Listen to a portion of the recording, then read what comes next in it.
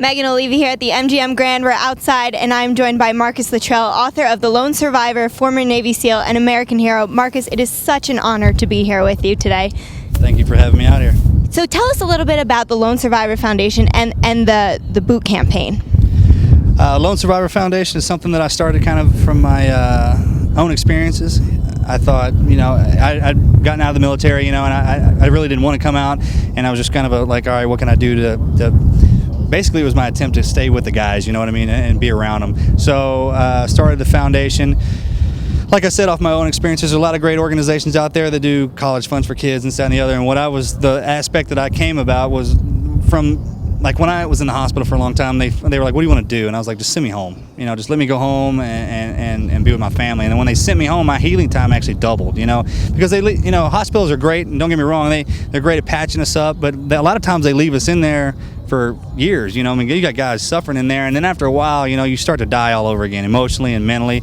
And when they sent me back, that kind of fixed all that, and I was just like, well, why don't we do something kind of similar? Why don't we build a ranch out in the middle of nowhere, and get these guys out of the hospital and bring their families out with them, because a lot of times, you send these guys in to heal up, but it's them by themselves, and that's not really any good, because when you go back to your family's got to learn how to deal with you.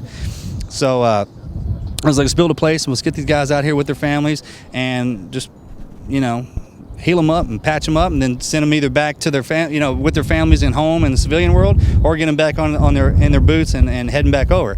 And the boot campaign was started by, it's kind of a grassroots thing with 5 East Texas girls.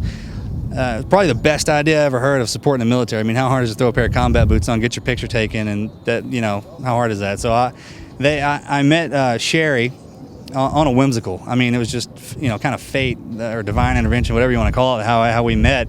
And she was like, I heard your story. She read Lone Survivor, and she's like, I heard about your team and what you guys did. And then I was just sitting around thinking, I need to do some more kind of thing. And I've started this boot campaign, and like, what do you think? And we were both in our kind of infancy stage, our crawl stage. And I was just like, why don't you just grab a hold of my hip and we'll roll this thing, And the boot campaign, I like to say, is kind of the power behind the throne. It's our media wing. It brings awareness to not only Lone Survivor Foundation, but to supporting the military, and they do a great thing. They're always out there. They're working nonstop, and it's just grown and grown and grown. And because of that, Lone Survivor Foundation's grown. And I mean, like, here we are right now at the MGM with the UFC. I mean, I watch UFC on TV, you know what I mean? I was like, all right, we're here now with this. It's kind of surreal.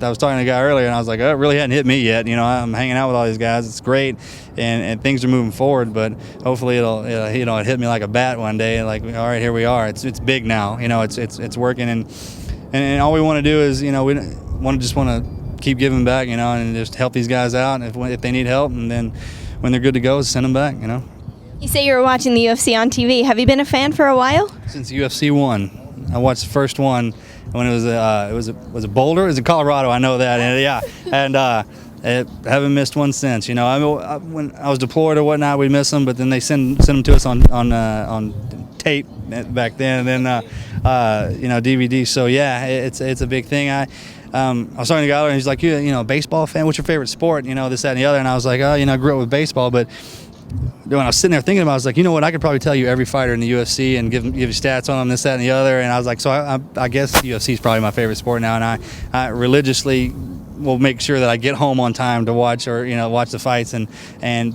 when I get a chance to come out here, which isn't very often, to be a part of it and to watch it, live and everything like that, it's just it's a great experience, because the fighters, they're warriors in their own right, the way they treat their bodies and the way they commit in the ring and stuff like that, and I can relate to that. So it's just it's an honor to be here and be a part of it. There's a fellow veteran that also fights, Brian Stan. I know you guys have a friendly relationship. How did you meet Brian, and how has that friendship sort of evolved? We have a mutual friend by the name of John Bardis. Great man, great supporter of the troops, and he was just like, you got to meet this guy. He's a Marine, and he was like, hey Brian, you got to meet this guy. He's a SEAL, and of course we were like, I don't want to meet him. He's a Marine. What are you talking about? And so he's a war fighter, and he's a great leader. His guys respect him, and then, like he was saying earlier, he doesn't have to be a fighter. He just does that because he enjoys it. His true passion was serving his country, and now he's with his foundation giving back to the guys, and our paths are so similar that it's not even funny. It's kind of just like how are we not going to be friends, you know? Right. So, just, you know, being out here to watch him fight, especially on Memorial Day, just to be here for him, you know, that is the biggest thing for me. We've been friends for a while now, so when I get a chance to come out and watch him fight, and it just, you know, obviously he gets in his zone and does his thing, but I just wanted him to know I'm here, man. I got your back, you know, whatever. You know, that didn't mean much in the octagon, but you know, I'm like, I'm here to support you, bro. You know, love you, man, and I want you to do good. And yeah, he's a great guy, man. I'm honored to know him. So, as a UFC fan, what was your reaction when you found out the UFC wanted to help your foundations, and how was that relationship even formed? It was formed with Stephen Quinn and Patrick Lewis. I met them in Coronado Island a long time ago.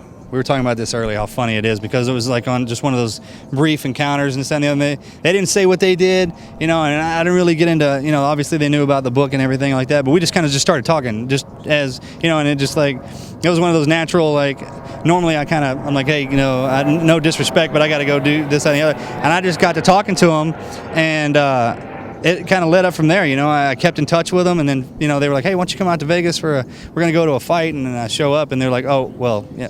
Oh, we're going to a fight, you know, and I thought we were just going to go to a fight. Right. And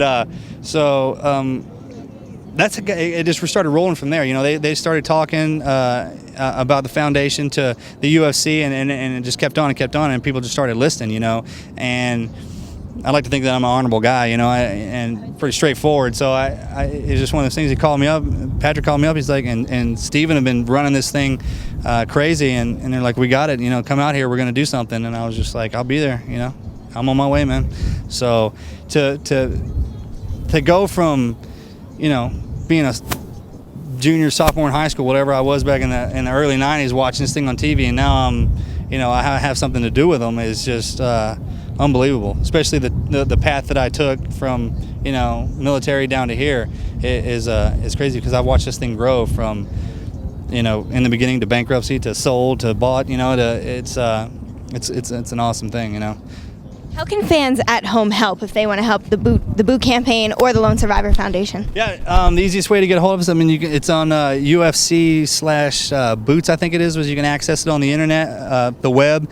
The biggest way that we raise money for the foundations and stuff like that is obviously through boot sales. You know, people get on there, buy a pair of boots, wear them on Memorial Day, any kind of veterans, anything like that, and LoneSurvivorFoundation.com. You get on there, the stuff to you know, donations and stuff for certain things. So there's you know, obviously media outlets, and then when we're up here with the UFC, and then we have the gala, the big Lone Survivor gala in September, and just, you know, in every state there's usually a gala. I don't want to say monthly, but, you know, periodically. So there's multiple ways to do it. So I wish I was smarter on all that. That's, you know, that kid kind of every now and then, you know, I'll just turn around and be like, oh, you need to be here, because I was like, I didn't even know about it. We're like, all right, let's go. So yeah, it's definitely growing and gaining speed, and it keeps getting bigger and bigger. So it's kind of tough for me to keep up with it, actually. Awesome. Well, thank you so much for the interview, Marcus. It has been an honor talking to you, and thank you for everything you've done for our country.